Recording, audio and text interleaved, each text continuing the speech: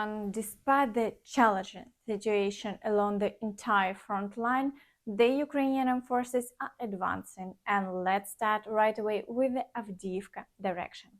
Here, all sources confirm the advance of Ukrainian forces towards Donetsk.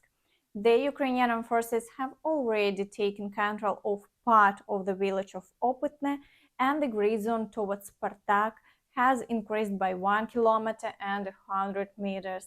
As you can see on the map, Spartak is only 300 meters away from the airport.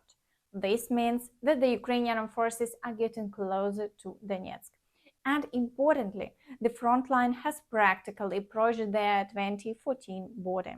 Yesterday, late in the evening, the occupiers began reporting in Telegram channels that the Ukrainian forces had already started fighting in the airport area. Friends, in my opinion, this is excellent news, and the Ukrainian forces are fighting where the Russians least expected. So far, the Ukrainian forces haven't solidified their positions in the Spartak area, but as you can see, there is progress and attempts to break through continues. The occupiers have already started panicking and are mobilizing all possible reserves in this direction to stop the advance of our forces. The occupiers also continue shelling and trying to break through to Severne and Keramik, but they have had no success and all their attacks have failed. South of here, there are battles around the outskirts of Marinka and shelling continues, but there have been no changes along the front line. Friends, before we continue, I ask you to share this video on social media and watch it to the end. It will greatly help the growth of my channel. Thank you. In the Vuhledar direction, the Ukrainian forces continue to engage in tactical battles at the Novomayorsk area. According to preliminary information, the Ukrainian forces are trying to establish themselves on the outskirts of the village for further advancements. At the same time, the occupiers are attempting to interfere with the Ukrainian counteroffensive. Therefore, they are launching attacks towards Rivnopil, but they have had no success, and the front line in this direction remains unchanged. In the Zaporizhia direction, the situation is complex because the occupiers are still trying to cut off access routes to our units moving towards Tokmak. It is known that they are attempting an advance in the Novofedorivka area, but there have been no significant successes. Therefore, the front line remains unchanged. But the Ukrainian forces haven't advanced further, and the occupiers are intensively shelling Robotyne. Overall, active advancement has stalled for now, and the occupiers have urgently begun building a new defensive line about 10 kilometers from the far front line, roughly in front of Tokmak. In case of a breakthrough of all three defensive lines of the Ukrainian forces, the occupiers will have to defend yet another fortified line. Despite the slow progress of the Ukrainian forces, the occupiers still have enough time to build new fortifications.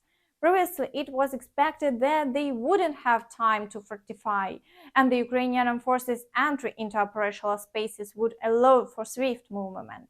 Unfortunately, the enemy is not idle and is trying everything to maintain control over the occupied territory. In the Kherson direction, there have been a significant number of shelling incidents along the entire front line. However, the Ukrainian forces have also been successful in eliminating the occupiers who are attempting reconnaissance on the islands and hitting their ammunition depots. Yesterday's strike on Aleshki caused serious damage to the occupiers. In the Kupiansk direction, the Russians continue to intensively shell Kupiansk, Sankivka, which they failed to capture, and the Kiselivka area. However, no new attacks have been reported. In the Svatovo area, shelling continues, but the situation has stabilized. The occupiers in Novoyegorivka haven't launched any new attacks, and the front line remains unchanged.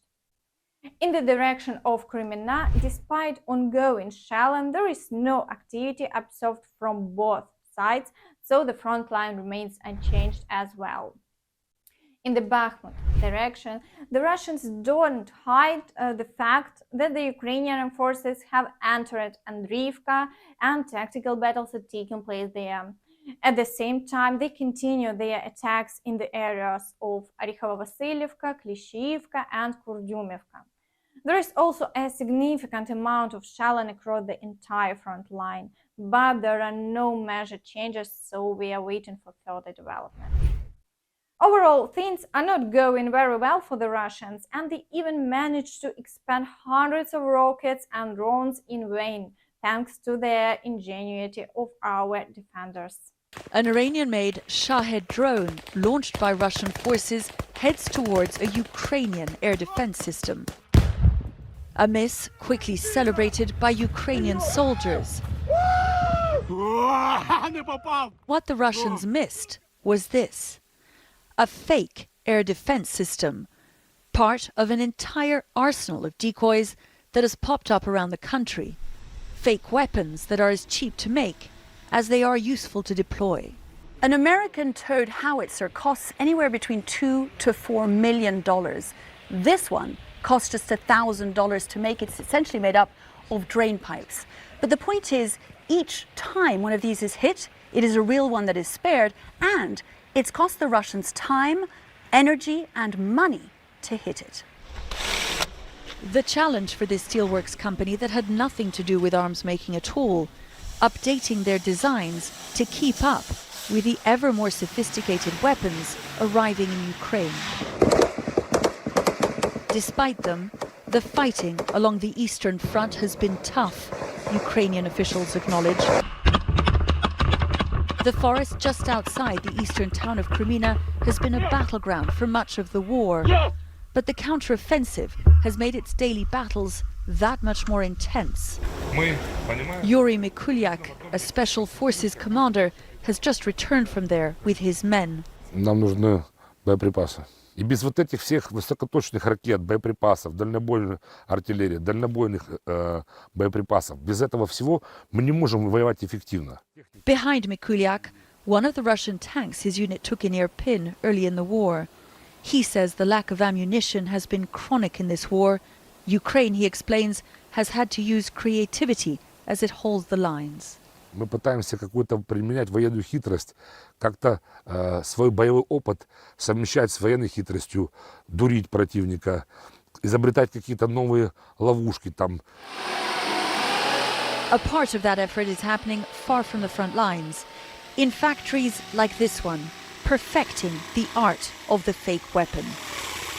The measure of each decoy's success, how quickly it gets destroyed once in the field. Melissa Bell, CNN.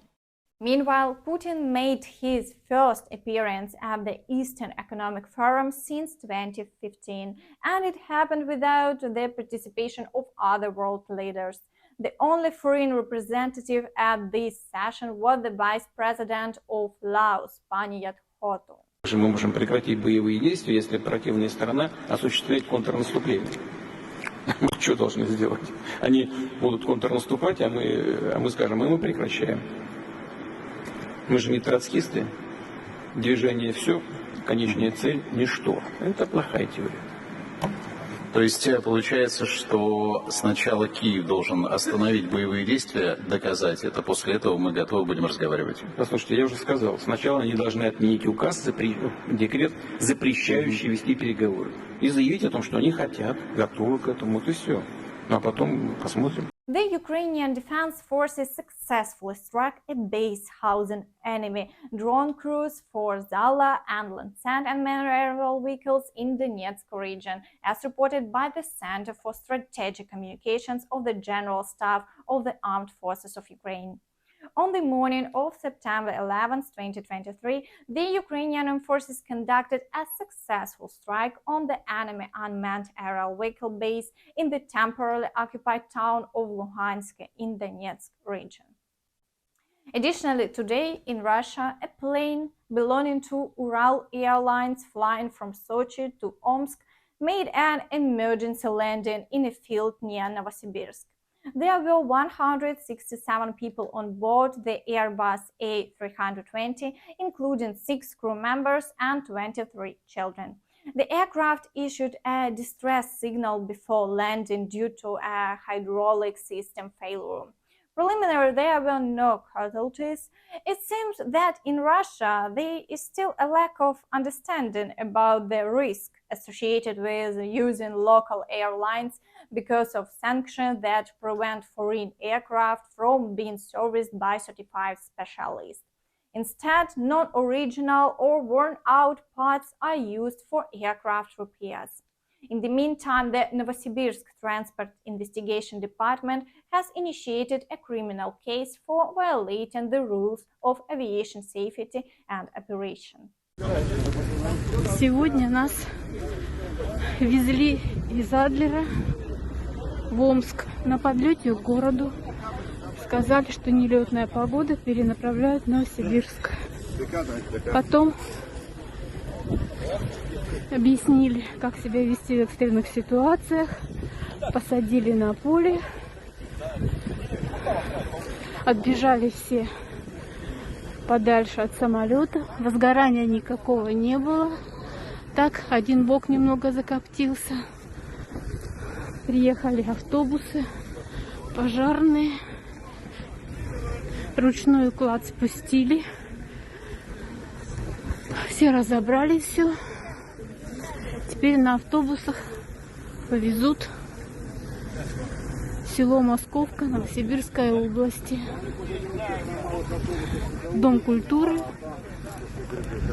Там обогреют, накормят, а потом неизвестно, куда будут отправлять, каким образом. Friends, that's all for now. Don't forget to like, subscribe to the channel and hit the bell icon to stay updated on all the latest news. Bye bye!